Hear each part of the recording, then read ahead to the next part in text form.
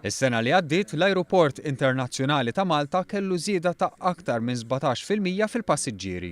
Il-kap eżekuttiv tal-MIA Alan Borg jgħid li aktar sinifikanti minn hekk huwa l-fatt li għall-ewwel darba fir-records tal-ajruport iż-żieda fit-traffiku tal-passiġġieri seħħet fix-xhur kollha tas-sena. Is-Sur Borg qal li s-sena li għaddiet intlaħaq rekord ġdid għall-ajruport meta għaddew minnu iktar minn 6 miljun passiġġier biex bekk kiser kull rekord ta' snin preċedenti.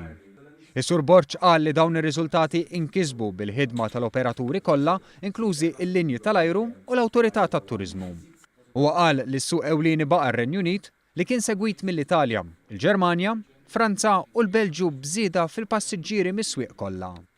Il-kap eżekuttiv tal-Ajruport Internazzjonali ta' Malta saħaq li l-kumpanija se tkompli bil-programm ta' investiment biex tkun tista' ssostni dawn ir-riżultati u tagħti esperjenza pożittiva lil klijenti tagħha ewlenin fosthom il-passiġġieri.